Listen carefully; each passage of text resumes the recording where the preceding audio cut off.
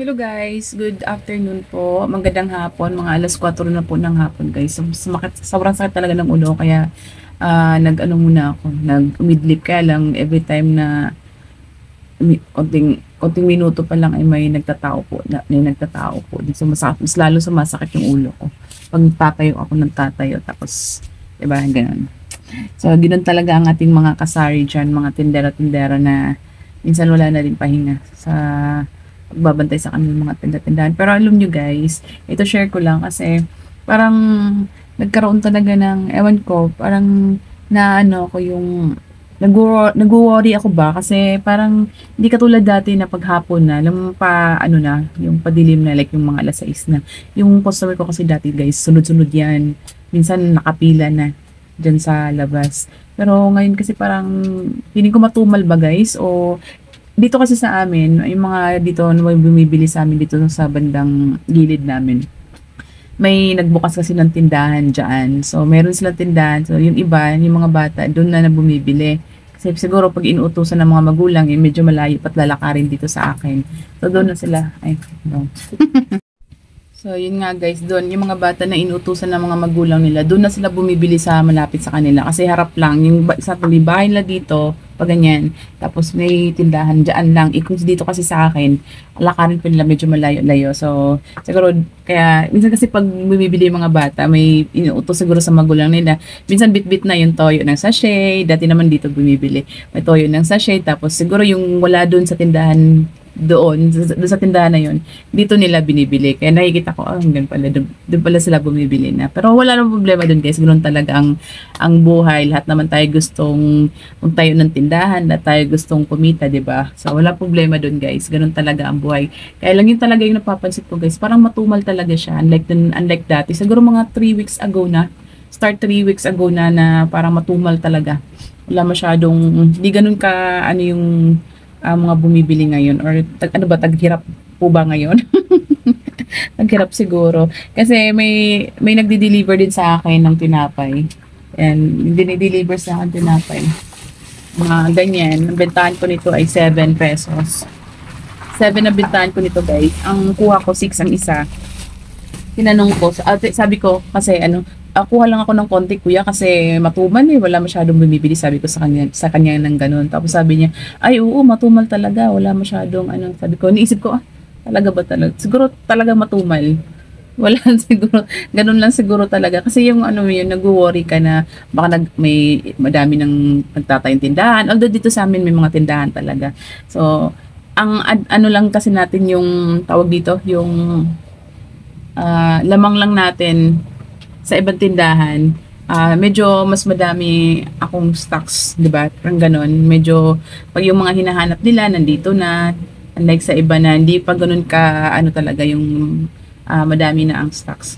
Yun talaga ang advantage guys. So isa yun sa rason na dapat talaga para dumami customer natin ay at least lahat ng mga hinahanap natin customer natin ay meron na talaga tayo sa ating mga tindahan. Kasi parang one stop shop na lang sila, unlike sa pag di ba pag yung bibili ng ganito, bibili siya ng ganito, meron nga dito sa isang tindahan na to, kaya lang kulang naman. So ang gagawin niya, syempre pupunta siya sa isang tindahan na halos ando na din kompleto na para isang bilihan na lang, di ba? So, yun yung advantage ng isang tindahan na madami talaga ang laman. Kaya yun guys, talagang ramdam ko talaga yung tumal kasi unlike before, yun nga, 3 weeks ago, unlike before, every 2 weeks kasi kami nag-grocery. Pero talaga ngayon, yung grocery ko, 2 week na nag-grocery ako na every 2 weeks. Ang grocery ko lang 19,000, 16,000. Mababa yun guys kasi yung dati kong bili ko sa grocery maabot ng 25, 26, gano'n. Hindi pa kasama yung sigarilyo, yung ibang mga ano.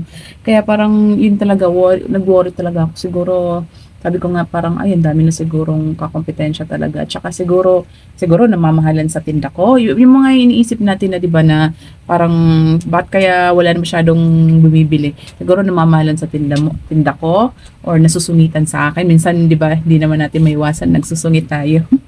Nagsusungit tayo minsan pag mainit ang ulo nadadala natin sa tindahan, di ba, na dapat hindi dapat kasi iwasan natin yun guys. Minsan nagsusungit tayo tapos ano pa ba, siguro namamahalan sa paninda natin Pero sa akin dito ano lang naman ako mababa. So hindi ako nag-aano doon na siguro taasan. So mababa lang naman ako magbenta. Tapos ano pa ba? Siguro nalalayuan, napapagod na mag-ano pa dito, pumunta pa dito kasi medyo malayo. Yung iba kasi guys, medyo ano talaga, distance kasi yung ano namin, yung tindahan namin. Yung iba kasi andoon, tapos dito sa may likod lang, konti lang naman bumibili dito sa aming likod kasi konti lang din yung bahay.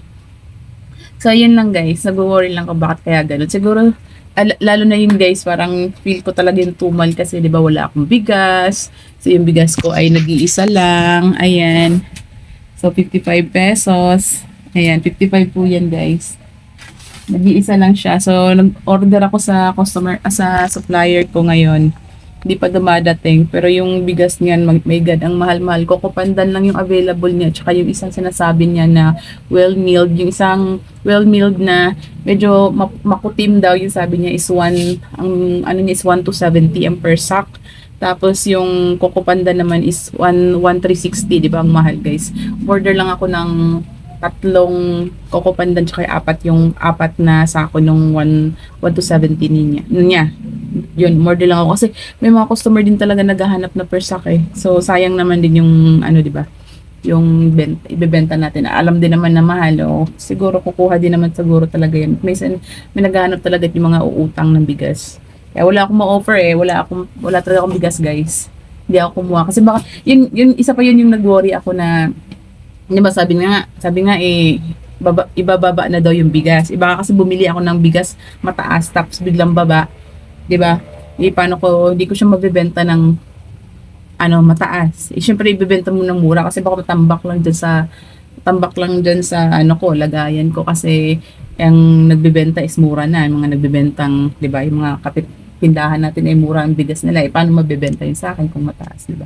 So, inaano ko sana na hintayin na bumaba kaya lang tagal naman, wala pa din daw sinasabi talaga na bababa yung bigas. So, sayang naman yung may naghahanap at bibili ng sako. So, kaya yun guys. Pero,